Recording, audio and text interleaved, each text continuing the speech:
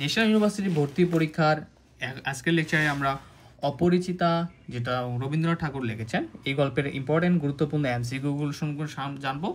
এবং আমাদের আবারও বলি, আমাদের এটা কোথা থেকে প্রচারিত হচ্ছে, হোম টিউটর 55 থেকে, এবং এটার লোকেশন হচ্ছে জয়পুরহাট।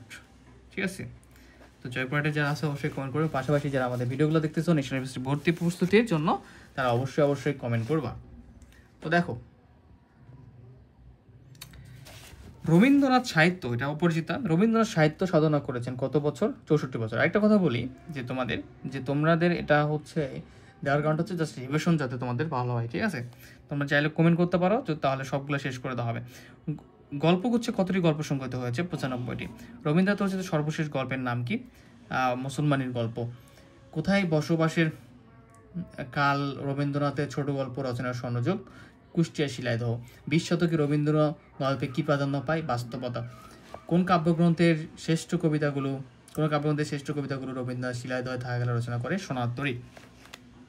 রবীন্দ্রনাথ রচিত শেষের কবিতা কোন প্রকারের সাহিত্য? উপন্যাস। এটা খুবই গুরুত্বপূর্ণ একটা প্রশ্ন।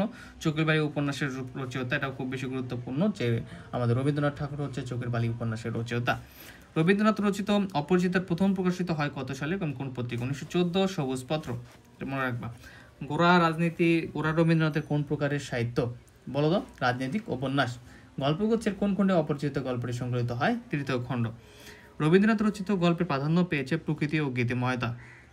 রবীন্দ্রনাথ ঠাকুর কুষ্টিয়ার শিলাইদহে বসবাস করেছিলেন কেন? জমিদারি শেখার জন্য। কিসের জন্য? জমিদারি শেখার জন্য। অপরিচিত গল্পের শুরুতেই গল্পকথক নিজের বয়স কত বলে উল্লেখ করে? 27। ঠিক আছে। দৈর্ঘ্য বা গুণ হিসেবে কোন জীবনটা বড় নয়? 27 বছর বয়সের জীবন। 27 বছর বয়সের জীবনটা আসলে অনেক ছোট। এই বয়সে কেউ, আমাদের যারা স্টুডেন্ট, তারা দেখা যায় পড়াশোনাই শেষ করতে পারি না, রাইট? পড়াশোনা শেষ করতে করতে আমাদের 27 বছর হয়ে যায়। গল্পকথকের মনে 27 বছরের জীবনে কি আছে? বিশেষ মূল্য। অপরিচিত গল্পে ফুলের বুকের উপরে কি এসে বসেছিল? ভ্রমর। তো তোমরা যত বেশি ভিউ করবা, যত বেশি শেয়ার করবা, যত বেশি কমেন্ট হবে, তত বেশি আমি ভিডিওগুলো ছাড়বো, শর্ট ভিডিও। অনুভবের মধ্যে কারা ছোট লেখার রস বুঝবেন? ছোটকে যারা সামান্য বলে ভুল করেন না। শৈশবে অনুপমের সুন্দর চেহারা নিয়ে পণ্ডিত মশাই তাকে কোন ফুলের সাথে তুলনা করতেন? শিমুল। শৈশবে অনুপমের সুন্দর চেহারা নিয়ে পণ্ডিত মশাই তাকে কোন ফলের সাথে তুলনা করতেন? মাকাম ফল। অনুপমের পিতা ও পেশায় ছিলেন উকিল।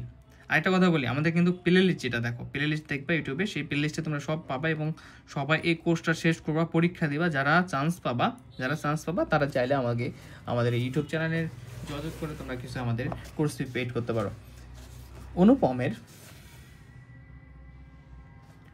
অনুপমের পিতার আর্থিক অবস্থায় পরিবর্তনের কারণ? ওকালতি করে প্রচুর পয়সা অর্জন।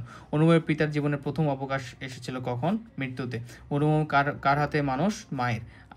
আশ্চর্যমত অদিতকে? হরিশ। তো আমাদের অপরিচিত গল্পটাও শেষ। আমরা এখন দেখবো যে গল্প, সেটা হচ্ছে গৃহ রোকেয়া সাখাওয়াত হোসেন। ঠিক আছে, তো গৃহের প্রশ্নটা দেখি আমরা খুব দ্রুত শেষ করে ফেলবো ইনশাল্লাহ, যত কম সময় শেষ করা যায়। ঠিক আছে, গৃহ দেখি, রোকেয়া সাখাওয়াত হোসেন। তো প্রথমে যে প্রশ্নটা রয়েছে, গৃহ রচনার প্রাবন্ধিক কাদেরকে কূপমণ্ডক বলেছেন? এটা হচ্ছে মহিলাদের। সকলেরই গৃহ আছে, নাই কেবল আমাদের। প্রাবন্ধিকের কথা বলার কারণ কি? অধিকারহীনতা। বিশিক্ষাম এবং মুসলমান মেয়েদের শিক্ষার আলোয় আলোকিত করেন কে? রোকেয়া সাখাওয়াত হোসেন। গৃহকে রোদ বৃষ্টি হিম হতে কিভাবে রক্ষা করে? নিরাপদ আশ্রয় দিয়ে। পশু পাখিরা কোথায় নিজেদের নিরাপদ মনে করে? স্বগৃহে। সংসার ক্ষেত্র বলতে কি বোঝানো হয়েছে? কর্মস্থল। দিন শেষে বাড়ি ফিরলে পুরুষদের অবস্থা কেমন হয়? যেন হাফ ছেড়ে বাঁচে। পুরুষরা কখন গৃহে ফিরে আসার জন্য উৎসুক হয়? অপরাহ্নে। তোমরা বলতে পারো, ভাই এত ফাস্ট কেন পড়াচ্ছেন? রাইট, কারণ আমাদের সময় কম। আমরা খুব দ্রুত আমাদের এই সিলেবাসটা কমপ্লিট করতে যাচ্ছি।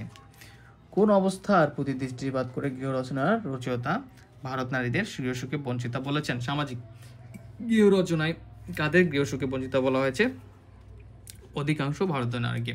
গৃহ প্রবন্ধে কুমারী, সধবা, বিধবা সকল শ্রেণীর অবলার অবস্থা কেমন বলা হয়েছে? শোচনীয়। গৃহ প্রবন্ধের প্রাবন্ধিক একবার কোন স্থানের নিকটবর্তী শহরে বেড়াতে গিয়েছিলেন? জামালপুর। কোন বাড়ির স্ত্রীর লোকদের দেখতে গৃহ রচনার লেখকের আগ্রহ হয়? শরাফত উকিলের বাড়ির মহিলারা অতিশয় শান্তশিষ্ট মিষ্টভাষিণী হলেও তারা ছিলেন স্বল্প জ্ঞানী। গৃহপ্রবন্ধে জমিলা কোন কাজটি কখনো করেনি? যানবাহনে চড়া। এই আমার কন্যার বাড়ি, এখন আমার বাড়ি চলো, উক্তিটিকার জমিলা। তোমাদের মনে আছে কি? গৃহপ্রবন্ধে পিতৃমাতৃহীন ছিল কারা? কারের স্ত্রী? কলিমের। মেবি এটা মনে একটু ভুল আছে যত সম্ভব, তোমরা এটা একটু দেখে নিবা। গৃহপ্রবন্ধে কার সতীন ছিল বলে শোনা যায়? কলিমের স্ত্রী। গৃহপ্রবন্ধে বিধবাকে ছিলেন রমা সুন্দরী। গৃহপ্রবন্ধে প্রভূত সম্পত্তি আছে কার? রমা সুন্দরী স্বামীর। গৃহপ্রবন্ধে বজ্রনাদে কি কাঁপে? মদিনী। তোমরা চাইলে কিন্তু এটা হচ্ছে ঘুমের সময় বা যে কোনো সময় এটা অডিও প্লেলিস্ট করে রেখেও তোমরা এটা শুনতে পারো, যাতে তোমাদের প্র্যাকটিস হবে। তো আমাদের শেষ 3টা গল্প আজকে দিয়ে গৃহ রোগের সাথে। তো আমরা নেক্সট লেকচারে আমরা হচ্ছে, তোমরা প্লে লিস্টে কিন্তু ধীরে ধীরে সবগুলো পাবা। নেক্সট লেকচারে আমরা বাকি যে গদ্য পদ্য রয়েছে সেগুলো করবো। আজকে গৃহ পর্যন্ত থাক, নেক্সট লেকচারে আমরা বাইগুলো করবো। কমেন্ট করো যে কারা কারা তোমরা এই প্লেলিস্টটা ফলো করতেছো বা হোম টিউটর ফিচারের ক্লাসটা ফলো করতেছো।